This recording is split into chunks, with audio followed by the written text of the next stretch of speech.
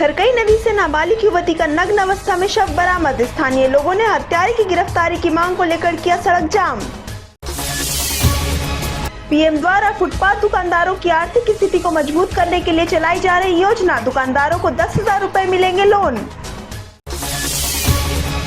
और जमशेदपुर के जुगसलाई थाना अंतर्गत पुरानी बस्ती रोड में मलबे में दबकर मजदूर की मौत, परिजनों ने मुआवजे की मांग।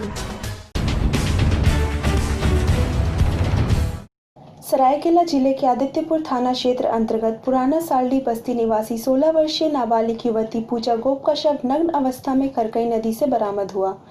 युवती 3 दिन पूर्व घर से नदी कपड़ा धोने गई थी, जिसके बाद वह लापता थी। आदित्यपुर थाना क्षेत्र के माझी टोला संजय नगर निवासी 16 वर्षीय युवती पूजा गोप का शव शनिवार की दोपहर में आदित्यपुर भाटिया बस्ती के नदी किनारे मिला। नदी में यह लाश तैर रहा था, जिसके शरीर पर गंभीर चोटें भी थी। पूजा गोप का शव बरामद होने के साथ ही पुलिस ने बिना परिजनों को इसकी सूचना दिए ही शव को कब्जे में लेकर पोस्टमार्टम के लिए भेज दिया।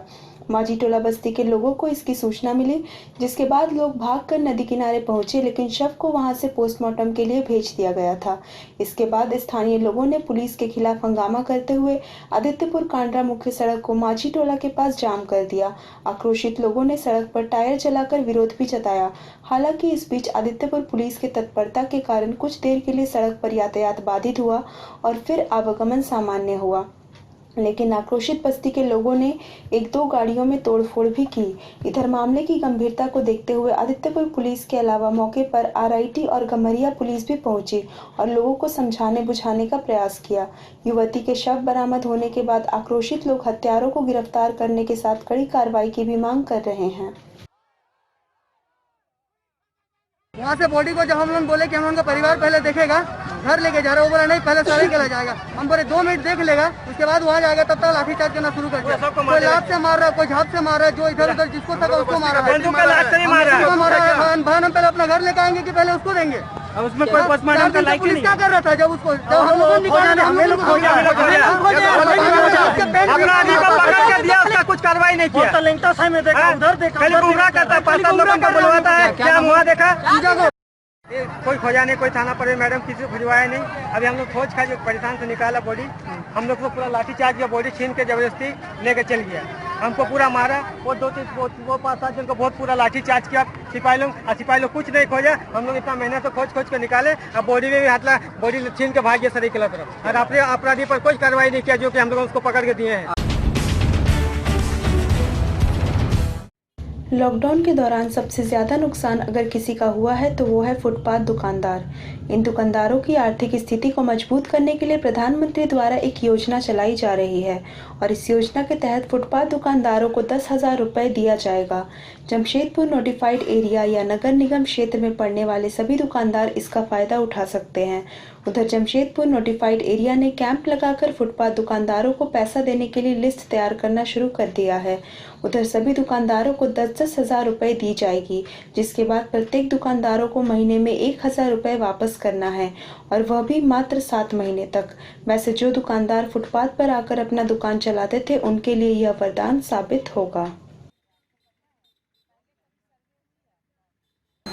कोविड-19 महामारी के कारण जो फुटपाथ विक्रेता आर्थिक रूप से कमज़ोर हो गए हैं, उनके लिए सरकार के द्वारा PM street vendor Atmanirbhar Nidhi का योजना को लॉन्च किया गया है, जिसमें फुटपाथ विक्रेता 7% इंटरेस्ट सब्सिडी के दर पे लोन कैपिटल, वर्किंग कैपिटल के रूप में काम फिर से शुरू कर सकते हैं और अपना दुकान फिर से प्रारंभ करने के लिए योजना को लागू किया गया है।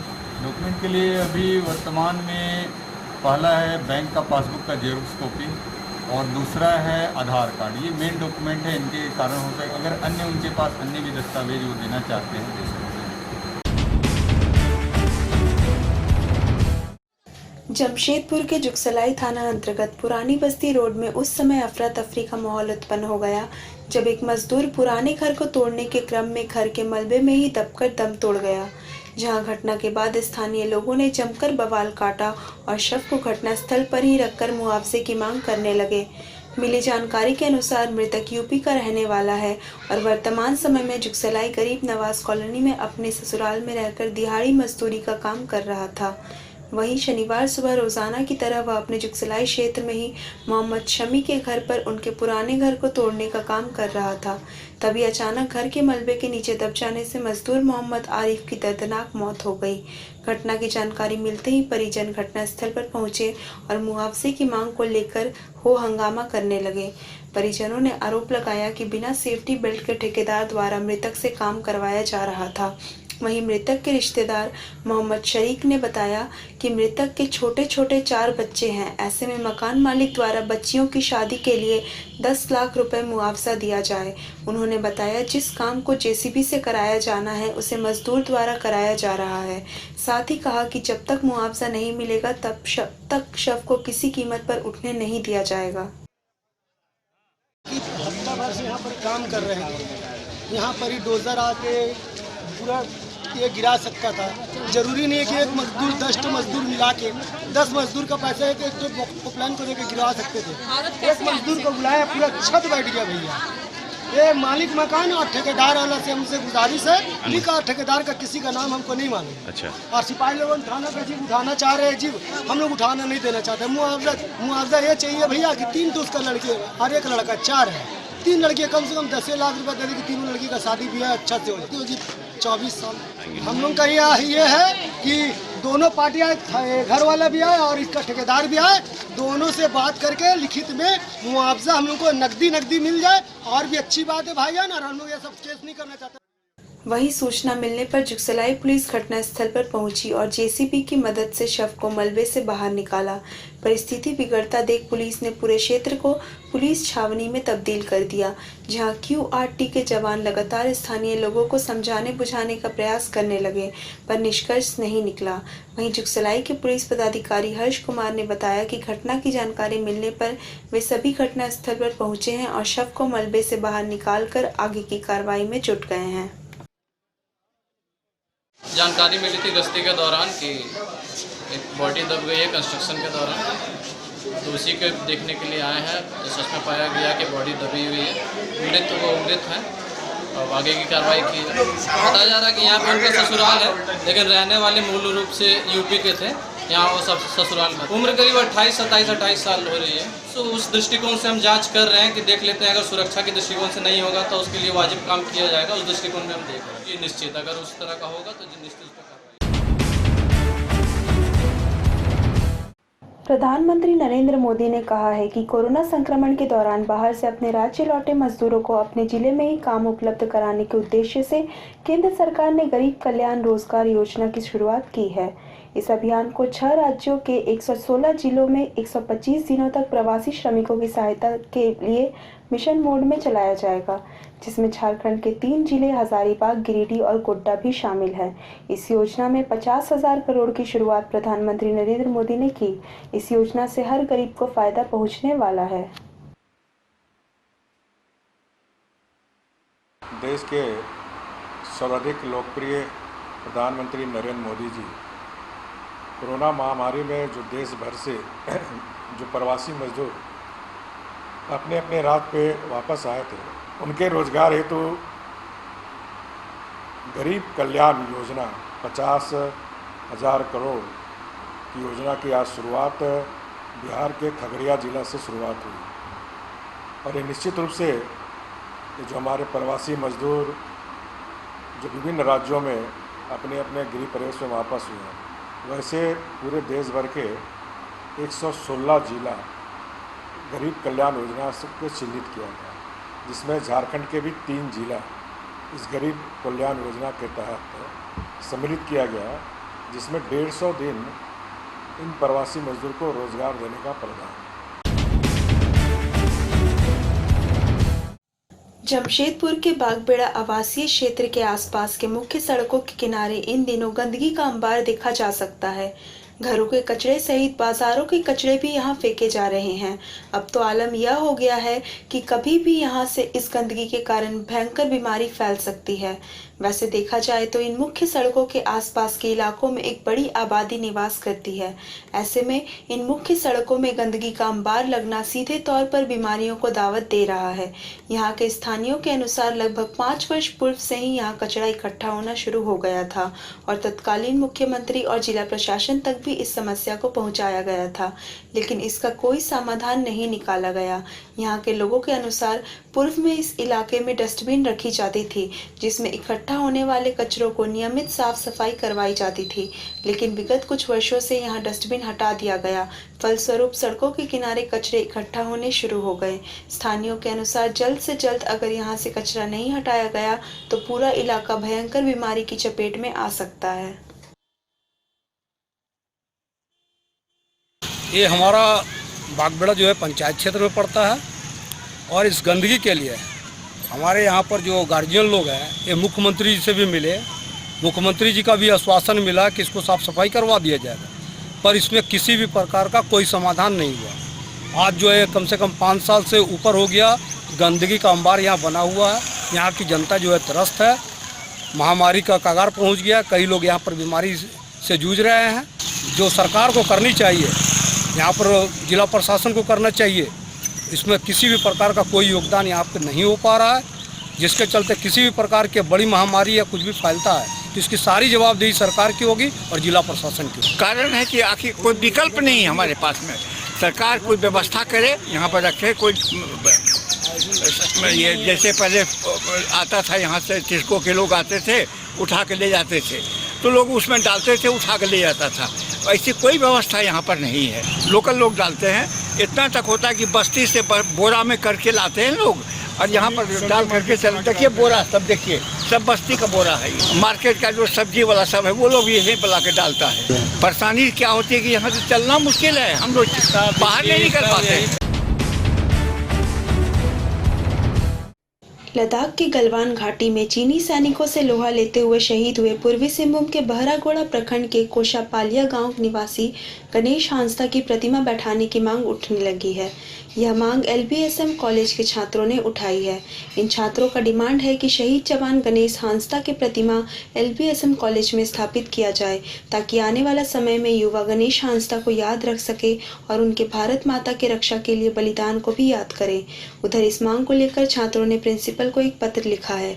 हालांकि प्रिंसिपल ने प्रतिमा बैठाए जाने पर अपनी सहमति जता दी है, लेकिन इसकी सूचना अब कोल्हान यूनिवर्सिटी को देना है। वहीं कोल्हान यूनिवर्सिटी से जैसे ही हरी झंडी मिल जाएगी वैसे ही शहीद गणेश हांसदा का प्रतिमा LBSM कॉलेज में स्थापित कर दिया जाएगा। आज झारखंड छात्र मोर्चा के प्रतिनिधिमंडल LBSM कॉलेज के प्राचार्य के माध्यम से यहाँ के कुलपति को एक ज्ञापन दिया है।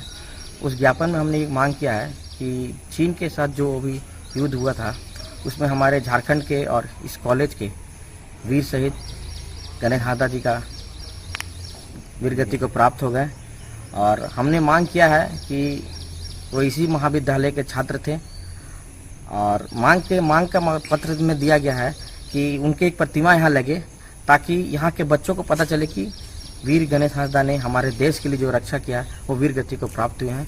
और हमारे प्राचार्य महोदय से बात भी हुआ है और उन्होंने कहा है, हमें आश्वस्त कराया है कि जल्द ही उनकी प्रतिमा इस महाविद्यालय में लग जाएगी।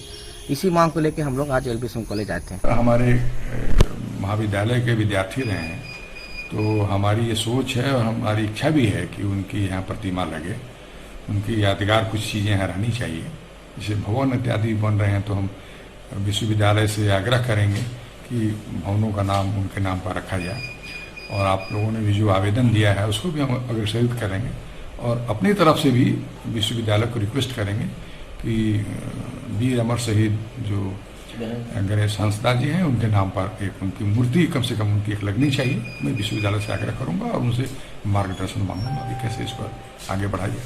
ये 15-17 के छात्र रहे हैं यहाँ पर इंटरमीडिएट साइंस के।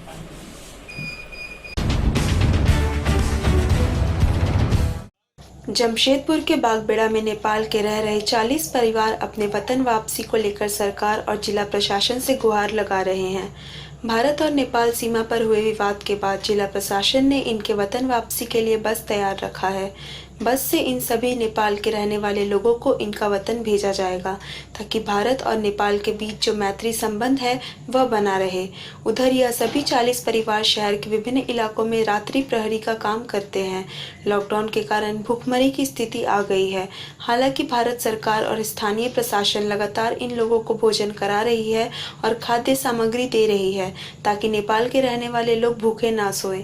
उधर यह सभी 40 परिवार अपने देश वापसी के लिए लगातार प्रयास कर रहे थे, लेकिन नेपाल सरकार की तरफ से ऐसी कोई पहल नहीं हुई और अंततः भारत सरकार ने इन सभी नेपालियों को उनके वतन भेजने का प्रक्रिया शुरू किया है। यह सभी नेपाली बस से अपने वतन वापस होंगे। 2 साल से हर गुड्डू में रात को नाइट ड्यूटी करते थे और उसका बाद मैंने एक तो लॉकडाउन आ गया, तब हमको मोहल्ला में पहला का मतन आजकल पैसा नहीं मिल रहा है। तब उसका बाद हमको थोड़ा अपना गांव में धान रोपने का टाइम है और गांव जाने का विचार हो गया।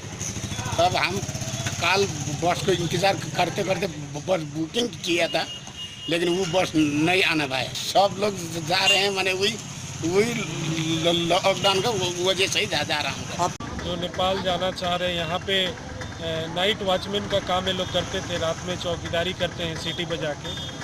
लेकिन किसी बस को इन्होंने बुक किया था नेपाल जाने के लिए, लेकिन वो बस अभी तक नहीं आ पाई। तो लगभग ये लोग 14-15 घंटा से यहीं रोड में पड़े हुए हैं। अभी हमने जिला प्रशासन से बात किया है, उन्होंने बस का पास निर्गत करने की बात की है। अब से 1 घंटे के अंदर हमें लगता है बस भी आ जाएगा, पास भी निर्गत हो जाएगा। इन लोग को हम लोग नेपाल भेज देंगे। All India Sikh student federation के पूर्वी भारत अध्यक्ष सतनाम सिंह गंभीर के नेतृत्व में फेडरेशन के सदस्यों ने साक्षी गुरुद्वारा साहिब के सामने मोमबत्ती जलाकर भारत चीन सीमा पर गलवान घाटी में शहीद सैनिकों को श्रद्धांजलि दी। इस दौरान फेडरेशन प्रमुख सतनाम सिंह गंभीर ने कहा कि चीन ने हमारे निहत्थे सैनिकों पर धोखे से आक्रमण कर एक बार फिर से 1962 की तरह छलावा किया है। सतनाम सिंह गंभीर ने कहा कि एक बार फिर चीन ने छलावा किया है, विश्वासघात किया है। नियमित शांति वार्ता चल रही थी, इस दौरान हमारे सैनिकों पर हमला किया गया। इस प्रकार से चीन ने फिर से 1962 को दोहराने का काम किया है। उन्होंने कहा कि युद्ध से किसी भी देश का भला नहीं हुआ है, जान माल का नुकसान ही होता है। दोनों देशों को बातचीत से ही विवाद खत्म करना चाहिए। अगर इसके बाद भी चीन अपनी हरकतों से बाज नहीं आता है तो चीन को सबक सिखाना जरूरी होगा। स्टूडेंट फेडरेशन की तरफ से साक्षी गुरुद्वारा के सामने फेडरेशन के सदस्यों ने जो गलवान में हमारे 20 सैनिक शहीद हुए हैं, उनको हमने मोमबत्तियाँ जलाकर श्रद्धांजलि अर्पित की है। और हम भारत सरकार से ये मांग करते हैं कि चाइना को एक बार सबक सिखाया जाए, ताकि जो लगातार हमारे साथ विश्वासघात कर रहा है और विश्वासघात करने के लायक ना रहे, ये हम मांग करते हैं।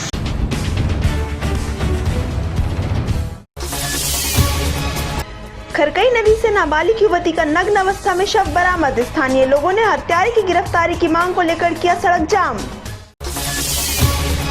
पीएम द्वारा फुटपाथ दुकानदारों की आर्थिक स्थिति को मजबूत करने के लिए चलाई जा रही योजना, दुकानदारों को 10,000 रुपए मिलेंगे लोन। और जमशेदपुर के जुगसलाई थाना अंतर्गत पुरानी बस्ती रोड में मलबे में दबकर मजदूर की मौत, परिजनों ने मुआवजे की मांग।